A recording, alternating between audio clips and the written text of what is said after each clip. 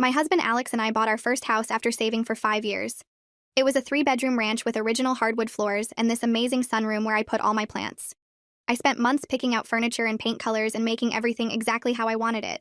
We had Alex's family over every Sunday for dinner, and his sister Dina would always show up late with her husband Roy, who owned a chain of gyms. They lived in this huge colonial across town that probably cost 3 times what ours did. Dina never said she liked our house, but she'd walk around studying everything like she was memorizing it. When we had our housewarming party, Dina spent the whole time taking notes in her phone. She measured my couch with her hands. She took the cushions off to check the brand. She asked where every single thing came from and how much it cost. I thought she was judging our cheap furniture, but she kept saying everything was adorable. 2 weeks later, Dina called, insisting we come for dinner. I walked into her living room and stopped dead. She had the exact same couch as us, but in Italian leather. Same color, though, the exact sage green. Same throw pillows, but embroidered. Same coffee table, but marble instead of wood. Same lamp from Target, but she bought 6. Even the same wall color, which was this specific green-gray I'd custom mixed at the paint store. Alex laughed and said imitation was flattery, but I felt violated. Dina walked us through the house, pointing out everything. She'd copied my bathroom rug, but got it in Egyptian cotton. She'd bought my exact dining chairs, but had them reupholstered in velvet. She'd stolen my kitchen backsplash pattern, but used handmade tiles from Italy. Every single thing was mine, but more expensive. Roy kept bragging about how much everything cost, while Dina pretended she came up with it all herself. A month later, my mom visited from Florida and brought me these vintage plates from an estate sale. They were white with tiny blue flowers and gold edges, probably from the 60s. I hung them on the dining room wall in this pattern I saw in a magazine years ago. I posted one photo online because my mom wanted to see them displayed. 3 days later, Dina called, demanding the estate sale information. I told her it was a one-time thing in Florida and the plates were unique. That weekend, Dina showed up with plates she'd commissioned from an artist to look identical. Except hers were a full set of 24, and she added matching teacups. She hung them exactly like mine, but hired someone to install professional museum lighting. This became her pattern. I got a bird feeder, Dina built a heated bird sanctuary. I planted tomatoes, Dina installed a greenhouse. I put up fairy lights. Dina had an electrician wire permanent fixtures with an app to control them. I painted an accent wall navy. Dina flew in a painter from New York to do the same color with gold leafing. I refinished a thrift store dresser in butter yellow. Dina had a furniture maker build her one for $9,000. She'd invite everyone over for tours and stand there explaining her design choices like she invented them. She'd describe my exact color combinations as her personal discovery. She'd show off my furniture arrangements and call them her signature style. Her friends would compliment her creativity while she absorbed the praise for my ideas. Alex told me to be flattered, but I was furious. She was stealing my creativity and buying herself credit for it. The final straw was when I made these macrame plant hangers after watching tutorials online for weeks. Dina saw them and immediately hired someone to make her dozens in silk rope with crystal beads woven in. She told everyone at Thanksgiving that macrame was her new passion, and she'd been practicing for months. That's when I decided to destroy her house without touching it. I started leaving design magazines around when Dina visited, but I'd doctor them first. I'd circle the ugliest things and write notes like perfect or must have now. Zebra print wallpaper, chrome furniture shaped like animals, carpets that looked like grass. Dina photographed every single page. Then I bought the most hideous lamp ever created at a garage sale. It was a 3-foot pineapple wearing pink sunglasses with a hula skirt for a shade. I put it in our entrance and told everyone it was from a famous artist who died. I made up a whole story about how his work was in museums. Dina spent 3 weeks hunting down the seller and paid him $800 to make her a custom 6-foot version with real palm fronds. For phase 2, I painted one wall in the basement the most disgusting orange possible, like hazard cone meets baby puke. I told Dina it was a discontinued color called Tuscan Sunrise that designers were hoarding. She painted her entire first floor that color. The masterpiece was when I told Dina about my secret renovation project. I showed her a vision board covered in circus and clown pictures. I said it was for a meditation room because clowns represented pure joy in Buddhist philosophy. I made up quotes from fake design gurus. I even created a fake invoice for a 20-foot clown statue I'd supposedly ordered from Japan. Dina spent $40,000 turning her basement into a circus hellscape. Requested Reds is on Spotify now. Check out link in the description or comments. Full-sized clown statue from Japan cost $40,000, and Dina invited everyone over for a holiday party to show it off. I stood in the back of her basement with my phone out, recording every single reaction. The basement looked worse in person than I'd even imagined it would. She had circus posters covering every wall, like the kind you'd see at an actual carnival with tigers jumping through fire rings and acrobats hanging from trapezes. She'd hung streamers in red and yellow stripes from the ceiling so the whole room felt like you were standing inside a big top tent. The furniture was all painted in primary colors, bright reds and blues and yellows that hurt to look at under the track lighting she'd installed. There were clown paintings everywhere, not just one or two, but at least a dozen of them in different sizes. One was 6 feet tall and showed a clown with a tear painted on his face holding balloons. Catalina stood in front of that one for a long time, just staring at it with this look on her face like she was trying to figure out if it was a joke. Dina walked around the room with her arms spread wide, explaining to everyone how clowns represented pure joy in Buddhist philosophy, and how she'd been researching meditation spaces for months. She kept using words like enlightenment and inner peace while gesturing at a poster of a clown riding a unicycle. Her face was glowing, absolutely beaming with pride like she'd created something revolutionary.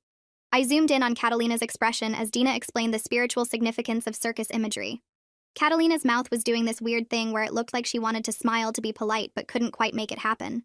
Other people were nodding along, but their eyes kept darting around the room like they were looking for hidden cameras. Someone asked where she got the idea, and Dina launched into this whole story about discovering an article by a famous designer who used clown imagery in high-end homes. I had to bite my lip to keep from laughing because I'd made up that designer completely, invented his whole biography and everything. Roy found me by the stairs and pulled me aside, away from the main group. He put his hand on my shoulder and thanked me for inspiring Dina's meditation space. He said she'd been so excited about this project, more excited than he'd seen her about anything in years. I nodded and made some comment about how unique it was. Roy told me the clown statue from Japan cost $12,000 and wouldn't arrive for another month because it was being custom-made by an artist. He pulled out his phone and showed me pictures of it. This massive thing that looked like it belonged in a horror movie, not a meditation room. The statue was 20 feet tall with arms spread wide and this massive grin painted on its face. Roy said they'd have to reinforce the basement ceiling to hang it properly. He was so proud of how much money they were spending, kept emphasizing the $12,000 like it proved something. I felt this weird mix of satisfaction and guilt sitting in my stomach. Part of me wanted to laugh at how completely I'd fooled them both. The other part was starting to realize that $12,000 was a lot of money to waste on a prank, even if Dina deserved it for all the copying. When I got home, Alex was already in bed reading. I climbed in next to him and pulled out my phone, showing him the video I'd taken. We watched Dina gesturing at the circus posters while her friends exchanged these uncomfortable glances behind her back. Alex laughed at first, actually laughed out loud at the part where Dina explained the Buddhist philosophy of clown meditation. But then he stopped laughing and looked at me with this weird expression. He asked if maybe I'd taken this too far. I felt myself getting defensive immediately. I reminded him that he'd spent months telling me to just ignore Dina's copying, to be flattered by it, to let it go. I said that he'd made me feel crazy for being upset about it in the first place. Alex put his phone down and said that was true. He had dismissed my feelings, but this felt different. He pointed at the screen where you could see the 6-foot clown painting in the background. He said that was cruel, not just revenge. I argued that Dina had been cruel first, stealing my ideas and taking credit for them in front of everyone. Alex said 2 wrongs didn't make a right, which made me want to throw my phone at him because that's what people say when they don't have a real argument. The next Sunday dinner at my parents' house was so awkward I wanted to leave within 5 minutes of arriving. Everyone had seen Dina's clown basement by now, either in person or through the photos she'd posted online. My mom kept giving me these looks across the table, these knowing looks like she could see right through me. She didn't say anything directly, but her eyes followed me every time I moved. My dad wouldn't even look at Dina during dinner. He focused on his plate and answered her questions with 1 or 2 words. When Dina tried to talk about her meditation space, he suddenly got very interested in passing the potatoes. Alex's parents were trying too hard to act normal, asking lots of questions about work and the weather and anything except the basement. Dina seemed oblivious to how weird everyone was acting. She showed everyone more pictures on her phone, zooming in on different clown paintings and explaining their spiritual significance. Roy nodded along and added details about how much each piece cost. I pushed food around my plate and tried not to make eye contact with anyone. My mom asked me to help her in the kitchen even though nothing needed help. As soon as we were alone, she looked at me and asked what I'd done. I tried to play innocent, but she just shook her head and said she knew me too well. 2 days later, my phone rang with a number I didn't recognize. When I answered, Catalina's voice came through. She didn't bother with small talk or hello. She asked me point blank if I'd told Dina that clowns were a design trend. I felt my heart start beating faster, but I kept my voice casual. I asked why she was asking. Catalina said she'd known Dina since college, had been her best friend for over 15 years, and had never once heard her mention clowns. She'd never mentioned Buddhism either, or meditation, or anything even close to spiritual philosophy. Catalina said the whole basement came out of nowhere, and it seemed completely random. I could hear the suspicion in her voice, the way she was choosing her words carefully. She said she'd been at my house before and noticed how Dina's living room looked almost identical to mine. She'd noticed the same dining chairs and the same paint colors. She'd thought it was weird at the time but hadn't said anything because it wasn't her business. I told Catalina that Dina must have discovered the clown trend on her own through research. My voice sounded fake even to me.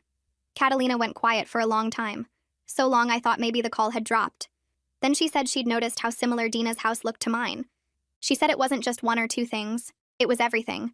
The furniture arrangements, the color schemes, the decorative choices. She asked if Dina had been copying my house. My stomach dropped.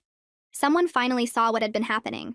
Someone finally noticed that Dina wasn't some creative genius but a copycat who stole other people's ideas. I wanted to tell Catalina everything right then. Wanted to explain the months of copying and the violation and the revenge.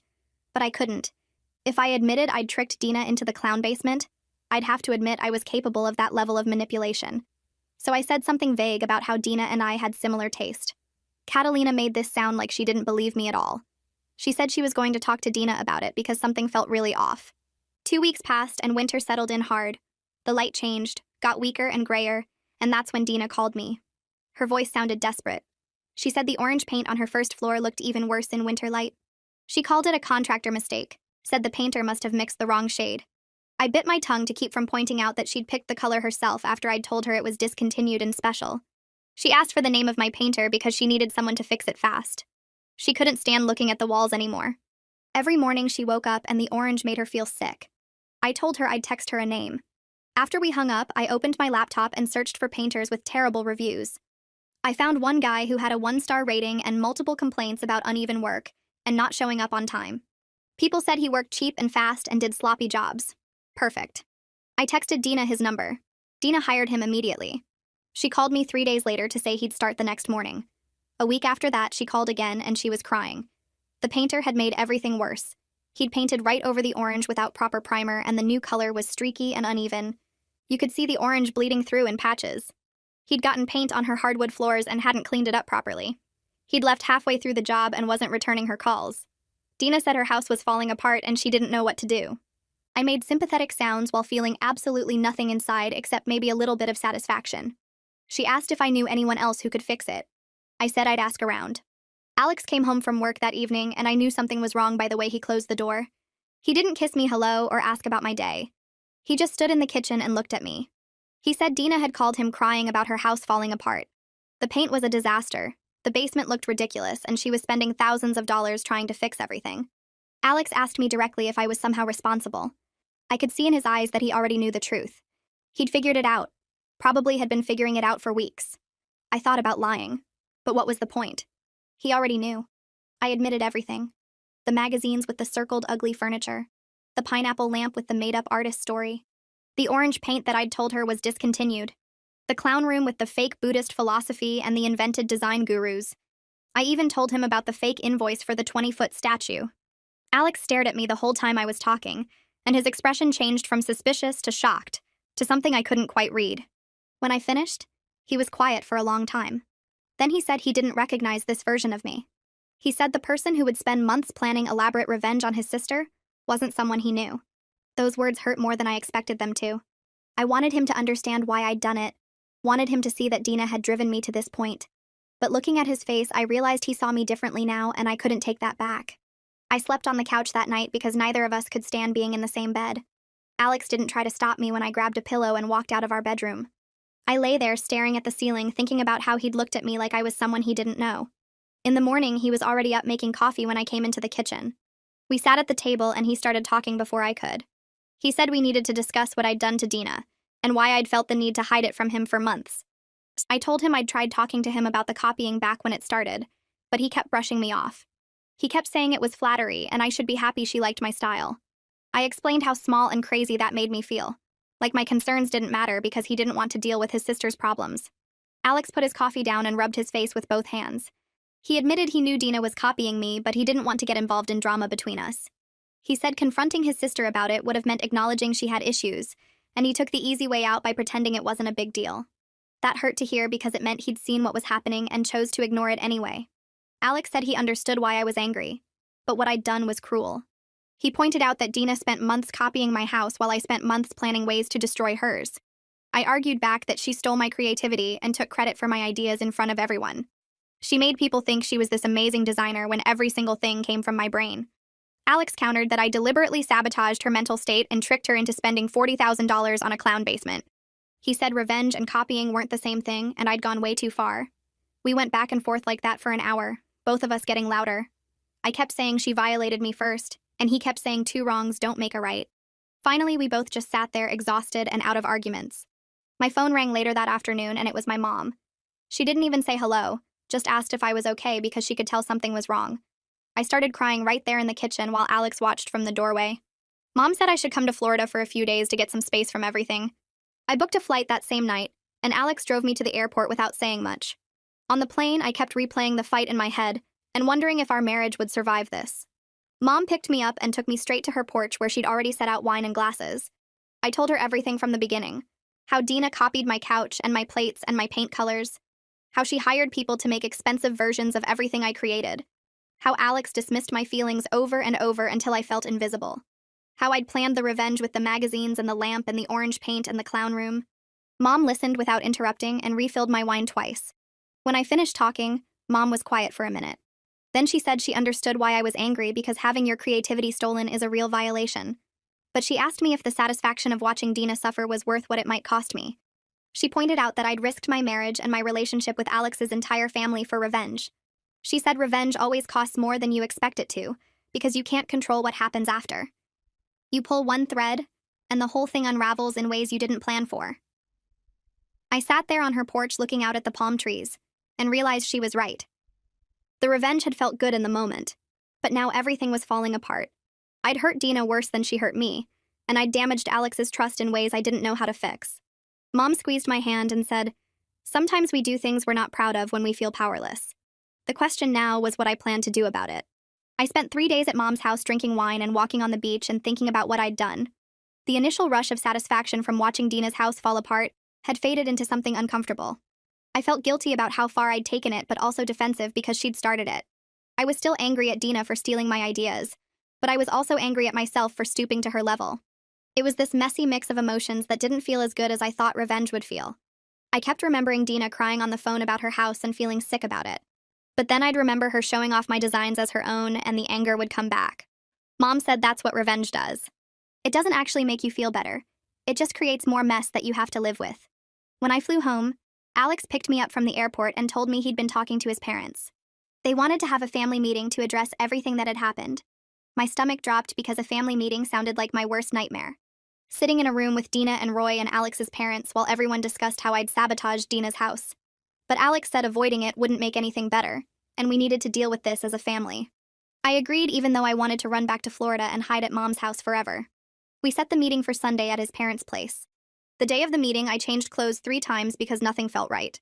Alex and I drove over in silence, and I felt sick the whole way there. When we walked in, Dina was already crying, and Roy looked confused about why we were all gathered. Alex's parents sat on the couch looking serious and uncomfortable. Everyone settled into chairs around the living room, and nobody knew how to start. The silence stretched out until it felt suffocating. I could hear the clock ticking on the wall and someone's stomach gurgling. Finally, Alex's dad cleared his throat and said we needed to talk about what had been happening between Dina and me. He turned to Dina and asked her directly why she'd been copying my house. Dina's face crumpled and she started sobbing. She said she'd always felt inferior to me because I had natural creativity and style while she just had money. She said she didn't know how to make things beautiful on her own, so she copied what I did. Roy put his arm around her looking shocked like he'd never heard any of this before. Dina said every time she walked into my house she felt inadequate because everything looked so perfect and personal. She wanted people to admire her the way they admired me, but she didn't know how to create that herself. So she just copied everything and made it more expensive, thinking that would make it better. Dina kept talking through her tears. She said she thought if she upgraded my designs with expensive materials, people would think she was creative and sophisticated. She never stopped to think about how it made me feel because she was too focused on her own need for validation. She said she wanted her friends to walk into her house and be impressed. She wanted them to ask where she got her ideas and compliment her taste. She was so caught up in trying to feel good about herself that she never considered my perspective at all. Hearing her admit this made me realize she'd been completely self-absorbed the entire time. It wasn't that she didn't care about hurting me. She literally never thought about me at all. I took a breath and started explaining my side. I told them how violated I felt watching Dina steal my ideas month after month, How she'd take something I'd spent weeks planning and recreate it in a weekend with expensive upgrades. How she'd show it off to everyone like she'd invented it herself. How Alex kept dismissing my concerns and making me feel crazy for being upset. I explained that I felt invisible and powerless watching someone take credit for my creativity. Dina looked genuinely shocked as I talked. Her eyes got wider and she kept shaking her head like she couldn't believe I'd felt that strongly. I realized in that moment that she'd been so trapped in her own insecurity that she never once considered what the copying was doing to me. She'd seen me as this person who had everything together, not as someone who could be hurt by her actions. Roy turned to look at Dina, and then back at me, and his face went bright red. He started shifting in his seat and rubbing the back of his neck. He said he honestly thought Dina just loved decorating and had finally found her passion. He never questioned where any of the ideas came from because she seemed so excited about everything. He admitted he bragged about the costs because it made him feel successful to show everyone how much they could afford. He looked down at his hands and said he should have paid more attention to what was actually happening instead of just writing checks. Alex's mom leaned forward in her chair and looked straight at me. She asked me directly if I sabotaged Dina's house on purpose. The whole room went quiet. I could hear the refrigerator humming in the kitchen. Everyone was staring at me, waiting for my answer. I took a deep breath and said yes.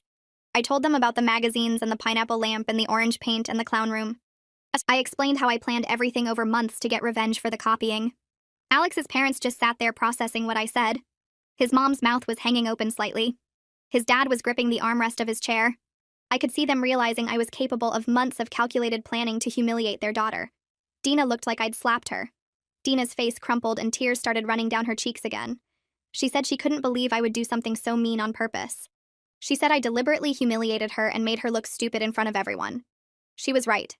I apologized for taking it as far as I did, but I also told her that her copying was a violation too. I explained that she stole my creativity and my identity and took credit for all my ideas. I said she needed to understand that what she did was wrong, even if my revenge was also wrong. She wiped her eyes with her sleeve and nodded, but she looked destroyed. Alex cleared his throat and everyone turned to look at him. He said he failed both of us by not taking the situation seriously from the start. He admitted that when I first told him about the copying, he dismissed it as no big deal.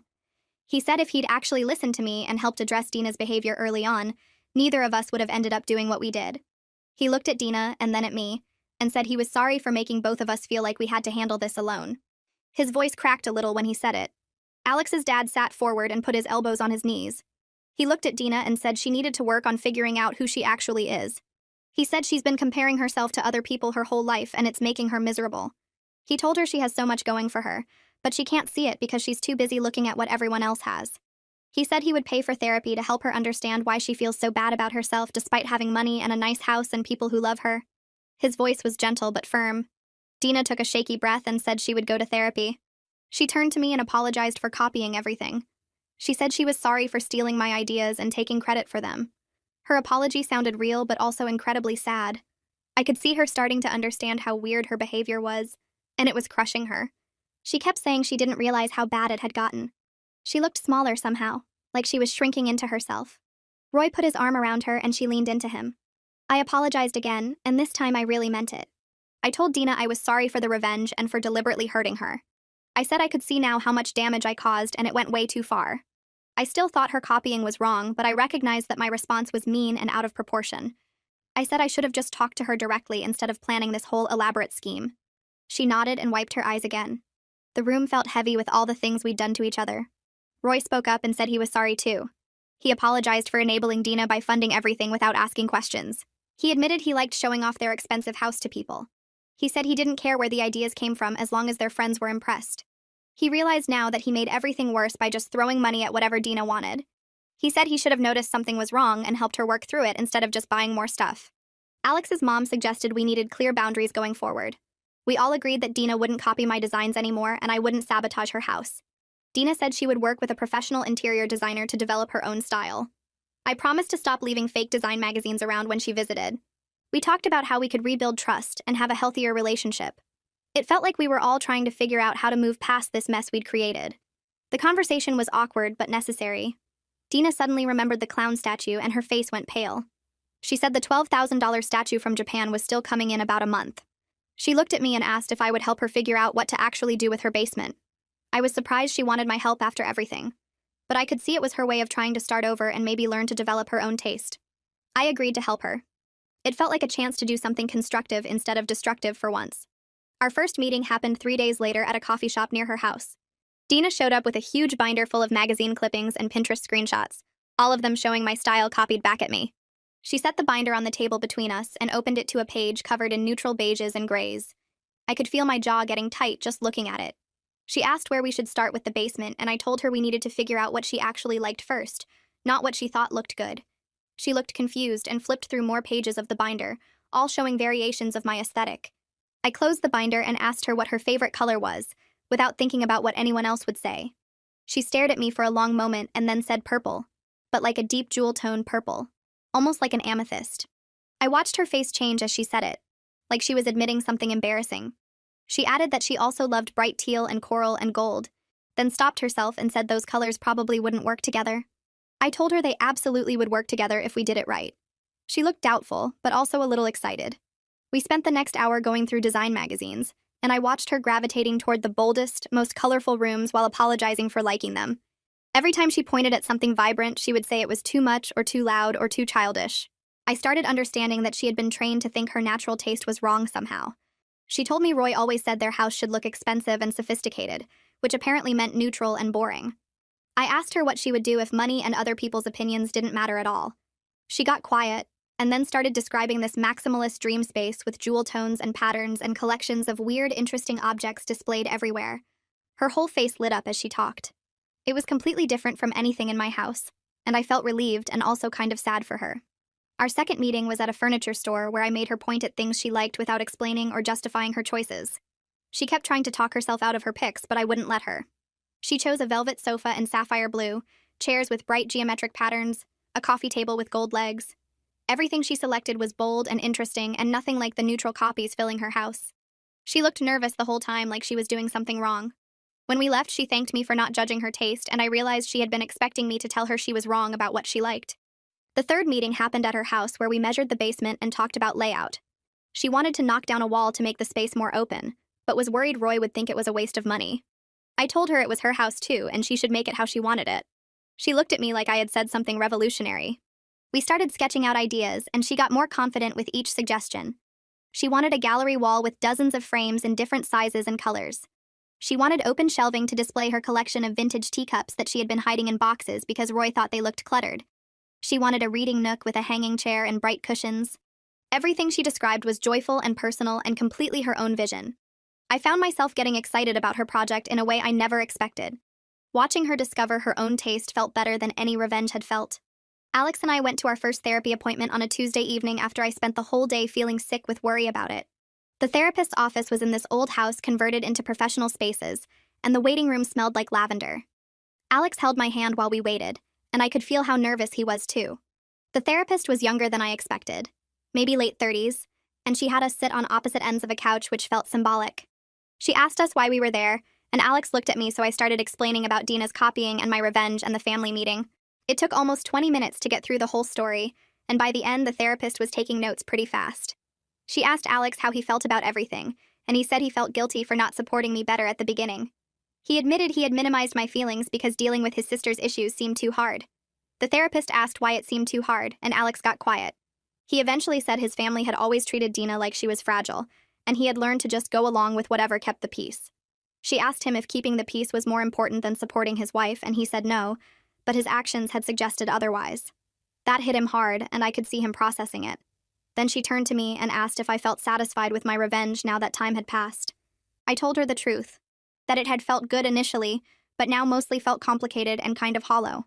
She asked what I had really wanted from the revenge, and I realized I had wanted Dina to feel as powerless and violated as I had felt. The therapist pointed out that I had succeeded in that goal, but it had damaged my marriage and family relationships in the process. She asked if there had been other ways to feel powerful again without hurting Dina, and I admitted there probably were, but I had been too angry to think of them. We spent the rest of the session talking about communication, and how Alex and I could better support each other during family conflicts. She gave us homework to practice having difficult conversations about his family without either of us shutting down or getting defensive. Walking out of there, I felt exhausted, but also lighter somehow. Orion called me the day after I posted about Dina's basement plans on social media. He said he had been following the whole situation with fascination and wanted to help Dina find her style as a professional courtesy. I was surprised because Orion usually charged thousands of dollars for consultations, but he said this was too interesting to pass up. He explained that he loved helping people discover their authentic aesthetic after years of following rules or copying others. I gave him Dina's number and warned him that she was pretty insecure about her taste. He laughed and said insecurity was his specialty. A week later, Dina called me almost crying with happiness because Orion had spent 3 hours with her going through her whole house and validating all her secret color preferences. She said he told her she had maximalist tendencies that she had been suppressing with neutral minimalism. He had her take a style quiz and look through hundreds of images to identify patterns in what made her excited. Apparently, she scored highest for eclectic maximalism with jewel tone preferences and global influences. She sounded amazed that there were actual design terms for what she liked. Orion had also told her that her natural style was actually harder to execute well than minimalism because it required more confidence and curation skills. That had made her feel better about years of thinking her taste was somehow wrong or unsophisticated. He gave her homework to visit antique stores and thrift shops to start collecting pieces that spoke to her without worrying about whether they matched anything else. She was supposed to trust her gut reactions instead of overthinking every choice. When she told me all this, I could hear how excited she was, and it made me genuinely happy for her. Orion texted me later saying Dina had incredible natural taste that had been completely buried under insecurity and competition. He said helping her was going to be one of his favorite projects. Dina's therapy sessions were happening twice a week, and she started opening up to me about what she was learning. We were at another coffee shop meeting about the basement when she told me her therapist had helped her realize the copying started way back in childhood. She said she and Alex had always been compared to each other growing up, and she had felt like she was losing. Alex was naturally good at the school and sports and making friends while she had to work hard at everything. Her parents never meant to make it a competition, but they had constantly held Alex up as an example for her to follow. She said by the time they were teenagers, she had developed this pattern of watching what Alex did and trying to copy it, so she could finally be good enough. When Alex got married and bought a house and seemed happy, she had panicked because she couldn't figure out how to copy that kind of contentment. So she had started copying the physical things instead, thinking that would somehow make her feel as satisfied as I seemed to be. Her therapist was helping her understand that her self-worth had become completely dependent on external validation and comparison to others. She was working on building confidence in her own choices and learning to recognize her own preferences as valid, even when they were different from what other people liked. She told me it was hard work, and sometimes she caught herself about to copy something before stopping herself. I asked her what she did when that happened, and she said she tried to figure out what she would actually want if she wasn't comparing herself to anyone else. Sometimes the answer was the same thing, and sometimes it was completely different. The important part was making the choice consciously, instead of automatically copying. Hearing her talk about all this made me understand how deep her issues went, and how my revenge had probably made her insecurity even worse.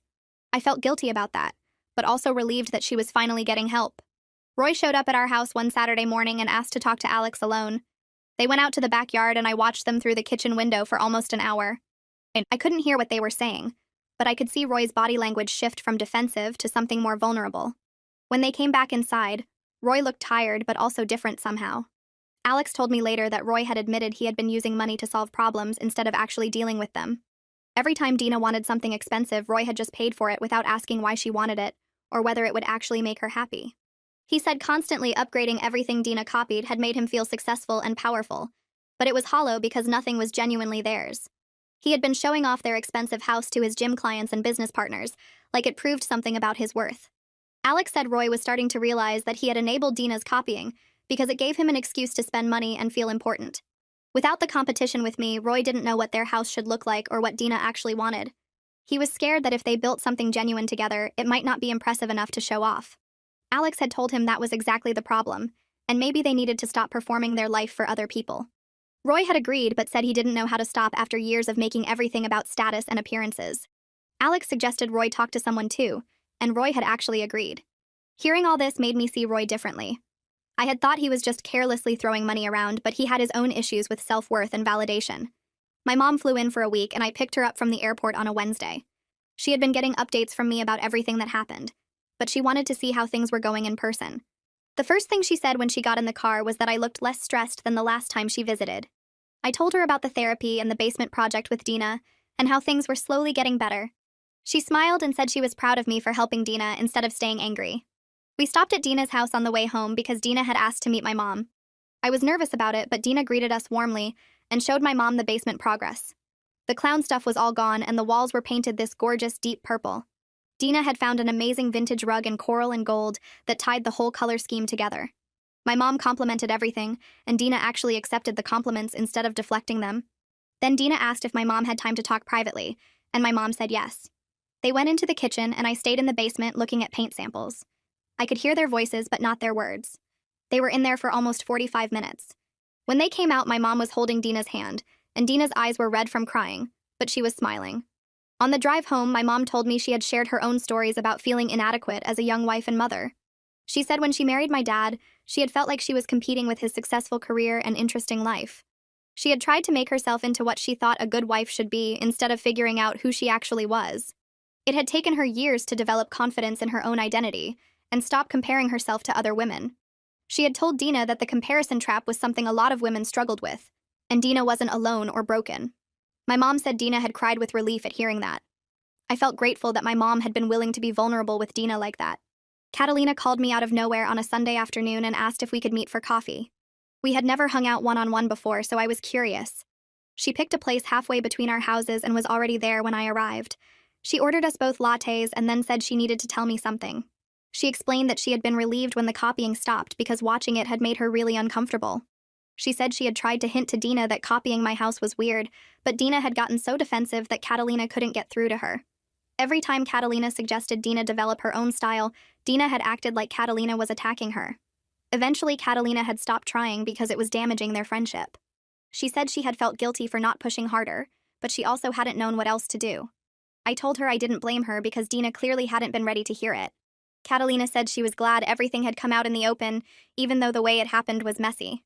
She admitted she had suspected I had something to do with the clown basement because it was so wildly different from my usual taste. I asked if she thought I was a terrible person, and she laughed and said no, just creative with her revenge. She said Dina had needed a wake-up call, and conventional approaches clearly weren't working. We ended up talking for 2 hours about design and families and the weird dynamics that develop between women. By the end, I felt like I had made an actual friend instead of just my sister-in-law's friend. Catalina said she hoped we could hang out more now that things were less tense. 3 months after the family meeting, I got a text from Dina with a photo attached. The basement was completely finished, and it looked incredible. The purple walls were covered with a gallery wall of frames in gold and coral and teal, each one holding art or photos or vintage prints she had collected. The velvet sofa looked perfect against the wall, and the geometric chairs created a conversation area that felt both sophisticated and fun. She had installed floating shelves displaying her teacup collection, and each one was lit with small spotlights. The reading nook had the hanging chair she wanted with bright patterned cushions and a floor lamp shaped like a palm tree. There was a bar cart in the corner with colorful glassware and a record player on a credenza playing vinyl. Every single element was bold and joyful and completely Dina. Nothing about it looked like my house or anyone else's house. It was purely her own vision executed beautifully. I texted back that it looked amazing, and I meant it completely. She called me immediately, and I could hear how happy she was. She said Orion had helped her with the final styling, but all the major choices were hers. She felt proud of it in a way she had never felt proud of the copied rooms. This space represented who she actually was instead of who she thought she should be. She was having a party the next weekend to show it off, and she wanted me and Alex to come. I told her we would definitely be there. The weekend of the party arrived, and Alex and I drove over to their house around 7. Cars already lined the street, and I could hear music coming from inside. We walked through the front door, and Dina greeted us with actual excitement instead of her usual fake enthusiasm. She grabbed my hand and pulled me toward the basement stairs. The space looked even better in person than it had in photos. The purple walls made the whole room feel cozy but energetic. The gallery wall had probably 50 frames in different sizes and shapes, all mixed together in this organized chaos that somehow worked perfectly. Her teacup collection sat on floating shelves with tiny spotlights making each piece glow. The velvet sofa looked comfortable and inviting instead of trying too hard. The geometric chairs created conversation areas that invited people to sit and stay. Dina's friends wandered around holding wine glasses and actually looking impressed instead of confused. I watched her walk through explaining each choice, and this time she was honest about the process. She told them about working with Orion to figure out what she actually liked. She admitted she'd been copying other people's styles for years because she didn't trust her own taste. She said this was the first room that felt like it belonged to her, instead of being borrowed from someone else's vision. Her friends asked questions and complimented specific choices, and Dina glowed with genuine pride. I stood near the bar cart watching her interact with everyone and felt something shift in my chest. This wasn't the competitive desperation I'd watched for months. This was real happiness about creating something that reflected who she actually was. Catalina found me by the record player, and we talked about the transformation. She said she'd known Dina since college, and this basement felt more authentic than anything she'd seen her do before. We watched Dina show someone her vinyl collection, and Catalina's voice got quiet. She walked over to Dina, and I followed close enough to hear. Catalina touched one of the frames on the gallery wall and told Dina this was the first time her house felt like it reflected who she actually was. Dina's eyes filled up immediately, and she pulled Catalina into a hug. Then she turned to me and thanked me for helping her figure out what she really liked, instead of just copying what looked good. Her voice cracked when she said it, and I felt my own throat get tight. I told her the room was beautiful, and I meant it completely. She squeezed my hand and went back to her guests, but I could see her wiping her eyes. The party lasted another 3 hours, and I watched Dina soak up compliments that were actually earned this time. People kept asking about Orion, and she gave him full credit for helping her develop confidence in her choices. She showed everyone photos of the clown basement on her phone and laughed about how lost she'd been. By the end of the night, her face hurt from smiling, and she hugged me goodbye with real warmth instead of performance. Alex and I had been going to therapy every week for several months by then. The sessions were hard at first because we had to talk about all the ways we'd failed each other during the copying situation. He admitted he'd dismissed my feelings because dealing with his sister's issues felt too complicated. I admitted I'd gone behind his back with the revenge because I didn't trust him to support me. Our therapist helped us see the patterns we'd developed over years of avoiding conflict. We learned to address family issues immediately, instead of letting them build up until someone exploded. Alex got better at supporting me even when it meant confronting his family about uncomfortable things. I got better at telling him when I felt unsupported instead of assuming he didn't care. We practiced having hard conversations in session until they felt less scary in real life. The work was exhausting, but our relationship felt stronger than it had in years. We could talk about Dina without it turning into a fight. We could disagree about family stuff without one of us shutting down. The therapy gave us tools to handle problems before they became disasters. My relationship with my in-laws took longer to repair. They were polite when we saw them, but there was awkwardness under everything. They appreciated that I'd helped Dina with the basement after everything exploded. My mother-in-law told me it showed I was willing to move past the conflict in a constructive way. My father-in-law made jokes about the clown room that felt a little pointed but mostly friendly. They invited us to family dinners and made an effort to include me in conversations. But I could feel them being careful around me, like they weren't sure what I might do next. I didn't blame them because I'd shown them a side of myself that was calculating and vengeful. They'd watched me systematically destroy their daughter's house and mental state over months. That wasn't something people forgot quickly, even if they understood why it happened. We were rebuilding trust slowly through consistent positive interactions. It would probably take years before things felt completely normal again. Dina started meeting with Orion professionally to redesign other parts of her house. She wanted to replace the copied rooms with spaces that reflected her actual personality. They worked on her living room first, stripping out all the expensive versions of my furniture. Dina picked bold patterns and mixed metals and bright accent colors that I never would have chosen. She sent me progress photos and asked for feedback, and I gave her honest opinions. The living room came together as this eclectic, joyful space that felt completely different from my neutral, cozy aesthetic. Orion helped her develop confidence in her choices by explaining why certain combinations worked.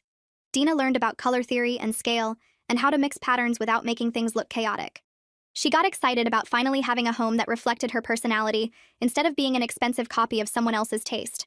She told me she wished she'd done this years ago instead of wasting time and money copying other people. Roy called me one afternoon and asked if we could talk. He came over to our house and we sat in the sunroom with coffee. He looked uncomfortable but determined.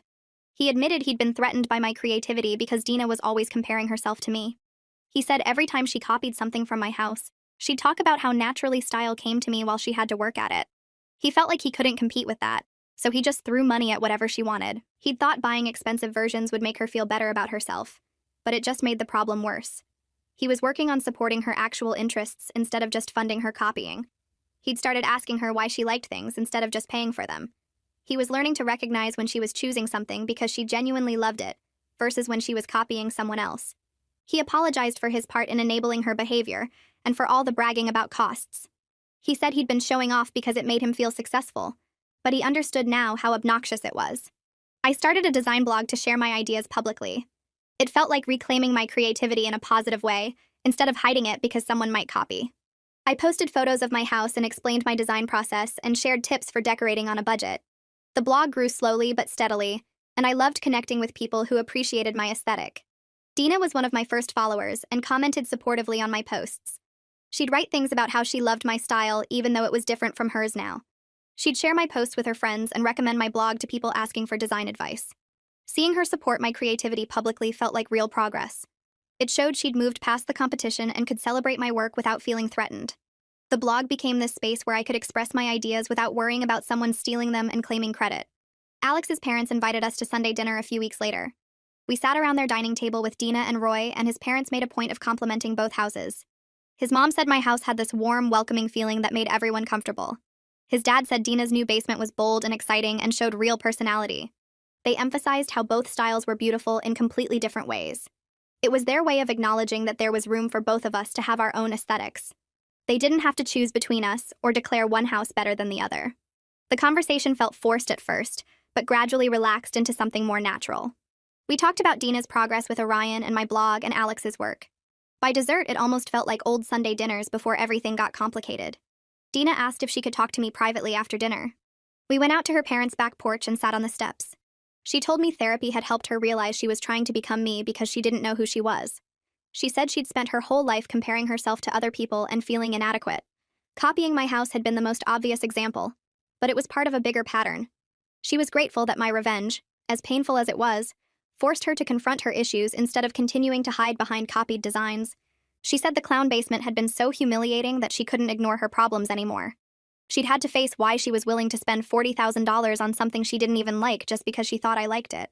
The therapy was helping her build an identity based on her actual preferences, instead of what she thought would impress people. I admitted to Dina that I took the revenge too far because I felt powerless and wanted to hurt her the way she hurt me.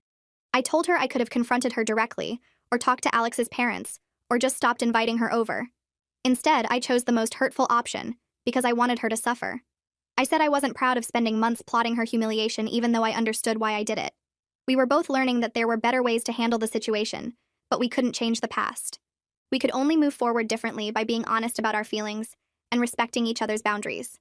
Dina said she forgave me for the revenge, and I told her I forgave her for the copying. We sat there on the porch steps for a long time, not saying anything, just existing in this weird space between our old relationship and whatever came next. 4 months after the family meeting, Dina called me from a coffee shop near her house. She said she and Roy had been talking about selling and building something new from scratch with Orion's help. She wanted a house that was genuinely theirs from the beginning instead of spending years fixing what had turned into a monument to her copying problem. The decision felt huge to her because it meant admitting that her beautiful, expensive house had never really been hers at all. She asked if I thought she was crazy for wanting to start over, and I told her it was probably the healthiest choice she could make. Roy was on board because he was tired of living in a space that reminded him of his role in enabling her issues. They'd already talked to a realtor and had a contractor lined up to start design plans. Orion was excited to help them create something that reflected Dina's actual taste instead of her copied version of mine. She sounded nervous, but also more energized than I'd heard her in months. I went over to help Dina pack up her house a few weeks later when the sale went through faster than expected. We started in the living room and immediately came across the 6-foot pineapple lamp with the hula skirt shade. Dina looked at it for a long moment and then started laughing, so hard she had to sit down on her Italian leather couch. She said she couldn't believe she'd paid $800 for something so hideous just because she thought I liked it. I admitted the whole famous dead artist story was completely made up, and she laughed even harder. We loaded it into her car to donate to the thrift store where it would probably terrify some other unsuspecting person. She said someday she'd be able to laugh about the clown basement too, but she wasn't quite there yet. The basement was still completely intact with its circus posters and red and white striped walls because she couldn't bear to deal with it before moving. We avoided going down there while we packed, which felt like an unspoken agreement between us. The rest of the packing went surprisingly well considering how weird the situation was. Dina kept finding things she'd copied from me, and we'd pause to talk about why she bought each one. The custom plates that matched my vintage ones, the velvet dining chairs, the handmade Italian tiles. Each item became a little moment of honesty about her insecurity and my revenge. Alex and I hosted Thanksgiving at our house that year, and for the first time in months, it felt relaxed and genuine. Dina arrived on time carrying a dish she'd created herself instead of copying one of my recipes. It was this wild mushroom and goat cheese tart that looked nothing like anything I would make. Everyone noticed and complimented her originality, which made her smile in a way that seemed more real than her usual pleased expression. Roy brought wine and didn't mention how much it cost even once during the entire evening. My parents flew in from Florida, and my dad spent 20 minutes talking to Alex about work stuff while my mom helped me in the kitchen. Alex's parents arrived with rolls and this nervous energy like they weren't sure if everything was really okay between all of us. But dinner itself was easy and comfortable. We talked about Dina's new house plans and my blog and Roy's business expansion. Catalina came too, since she'd become part of our family gatherings, and she told funny stories about Dina's therapy breakthroughs that made everyone laugh. The clown basement didn't come up at all. Neither did the copying or the revenge. We just existed together as a family that had been through something difficult and come out the other side. My mom pulled me aside while I was getting dessert ready in the kitchen. She said she was proud of how I handled the aftermath, even though the revenge itself was questionable. Her exact words were that making things right after you've done wrong is harder than not doing wrong in the first place. I told her I was still working on figuring out if I was proud of what I did or ashamed of it. She said it was probably both, and that was okay because most complicated situations don't have clean emotional answers. She'd watched Dina at dinner and noticed how much more comfortable she seemed in her own skin. My mom thought the whole situation, as messy as it was, had forced growth that might not have happened otherwise. I asked if that made the revenge worth it, and she said she couldn't answer that for me. She reminded me that intentions and outcomes are two different things, and I'd have to decide for myself if the pain I caused was justified by the change it created. Then she handed me the pie, and we went back to the dining room where everyone was laughing at something Roy said. Dina's new house plans arrived by email a week later, and I opened them on my laptop at the kitchen table. They were completely different from mine in every possible way. Modern and bold where mine was traditional and cozy. Sharp, clean lines instead of my curved furniture and soft textures. A color palette of blacks and whites and deep jewel tones instead of my neutrals and pastels. Floor-to-ceiling windows instead of my smaller traditional ones. An open concept layout instead of my defined rooms. Watching her get excited about her own vision without any reference to my choices felt like the real resolution to everything that happened. She'd sent the plans with a message asking what I thought, and I could tell from her words that she genuinely wanted feedback, not validation. She wasn't asking if I liked her style. She was asking if I thought her ideas worked well together for the space she was creating. That difference meant everything. I wrote back with genuine enthusiasm about her bold choices and suggested a few small tweaks to the layout that I thought would improve flow. She responded within minutes, thanking me and saying she loved the suggestions. Catalina and I started meeting for coffee every few weeks after Thanksgiving. We'd bonded over our shared experience of watching the copying situation spiral out of control from different perspectives. She told me she was glad I finally did something about it, even if my methods were extreme. She'd noticed the copying early on, but didn't know how to bring it up with Dina without damaging their friendship. She'd tried dropping hints about how similar Dina's house looked to mine, but Dina would get defensive and change the subject. Catalina admitted she'd been relieved when everything exploded because it meant the issue was finally out in the open where it could be addressed. She'd encouraged Dina to stick with therapy even when Dina wanted to quit after the first few sessions. Now she was watching Dina develop actual confidence in her own taste, and it felt like meeting a different version of her best friend. We talked about other stuff too. Normal friend stuff about work and relationships and plans. But the copying situation had created this foundation of honesty between us that made the friendship feel real from the start. Roy's business partner Sanjay came to one of our Sunday dinners in December. He'd been traveling for work during most of the drama and was catching up on everything that happened. Halfway through dinner, he mentioned that he'd noticed the copied decor months ago when he'd visited both houses for different events. He said he didn't say anything at the time because it seemed like a family issue that wasn't his place to address. His comment made me realize that other people saw what was happening, which validated that I wasn't crazy for being upset.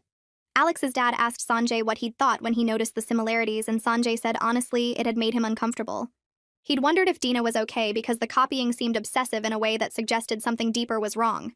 Roy looked embarrassed and admitted he'd been so focused on affording the expensive versions that he never stopped to question why Dina wanted to copy everything in the first place. Sanjay's outside perspective helped everyone see the situation more clearly as something that had affected more than just me and Dina. 6 months after everything exploded, Alex and I were stronger as a couple because we learned to fight productively and support each other through family drama. We'd figured out how to disagree without dismissing each other's feelings, which had been our biggest problem during the copying situation. Alex was better at recognizing when his family's behavior was affecting me, and I was better at bringing up issues directly instead of letting them build into resentment. Our couples therapy sessions had given us tools for handling conflict that we used regularly. The whole situation tested our marriage in ways I didn't expect, but it made us more resilient. We trusted each other more because we'd survived something difficult together. Alex said he was grateful in a weird way that everything happened, because it forced us to develop communication skills we probably wouldn't have built otherwise. I agreed, even though I still wished we'd found a less painful way to learn those lessons. Dina sent me a photo of her new house's design plans one afternoon, with a message asking for my honest opinion. The plans had evolved since the first version she'd shown me, with more details and refinements. I loved that she was confident enough now to ask for feedback without worrying that I'd judge her, or that she was copying me. The plans showed a house that was completely her own vision, bold and modern and nothing like mine. I studied them carefully and noticed a few spots where small changes would improve the flow or functionality. I sent her detailed thoughts about the kitchen layout and the master bathroom design and the placement of windows in the living room. She wrote back immediately thanking me and saying this was what she wished our relationship had been like from the beginning. I gave Dina genuine feedback on her plans over the next few days as she refined the designs. My suggestions were about enhancing her vision rather than changing it to match mine, which felt like an important distinction. She'd ask specific questions about whether a certain color combination worked or if a furniture arrangement made sense, and I'd respond with honest thoughts that respected her aesthetic choices. She thanked me repeatedly and said having my support meant everything to her. She told me she'd been terrified to share the plans because part of her worried I'd think she was copying again, even though the designs were completely different. I assured her that these plans were obviously her own, and I was excited to see her create something that reflected who she actually was. She said this collaborative process was what she'd wanted all along but hadn't known how to ask for, so she'd taken the shortcut of just copying everything instead. My in-laws pulled me aside after one of our Sunday dinners about a month after Dina's house plans were finalized. We stood in their kitchen while everyone else watched TV in the living room. They thanked me for helping Dina discover who she actually was, instead of just copying other people. My mother-in-law said the journey was messy and painful for everyone, but the result was worth it. She admitted they'd spent years comparing Dina to other people, especially me, without realizing how much damage it caused.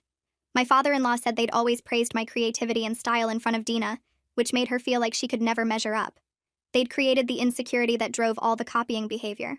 I told them I appreciated their honesty, and that we all played a part in what happened. The conversation felt like closure on something that had been weighing on all of us for months. Alex and I talked about it later that night while we cleaned up our kitchen. He suggested we host a housewarming party for Dina and Roy once their new house was built. The idea felt perfect, like coming full circle from where everything started. Dina should have celebrated my creativity when we had our housewarming instead of taking notes to copy everything. Now we could celebrate her genuine creativity and her own vision without any copying or competition between us. I loved the symbolism of it, and told Alex we should make it a big party with all our family and friends. He smiled and said it would show everyone that we'd moved past the drama and become a stronger family because of it. I spent some time thinking about everything that happened over the past year. The whole experience taught me something important about creativity and violation. Having my ideas copied didn't make them less valuable or diminish my creativity in any way. But it did violate something personal, like someone was stealing part of my identity and passing it off as their own. The revenge gave me satisfaction for a little while, but that feeling faded quickly and left me feeling guilty and small. Helping Dina find her own style gave me something much better, a lasting peace that came from doing the right thing even after I'd done so many wrong things. Our family relationships were stronger now because we'd all learned to communicate better and set proper boundaries with each other. 8 months had passed since the clown basement reveal that started everything unraveling. I was genuinely happy with how things turned out, even though the path to get here was messy and painful. Dina had her own identity now and was excited about creating a home that reflected who she actually was. Alex and I were stronger as a couple because we'd learned to fight productively and support each other through family drama. Our whole family had better boundaries and healthier communication patterns that would serve us well for years to come. The path was messy, and I wasn't proud of everything I did during my revenge campaign. But we all grew from the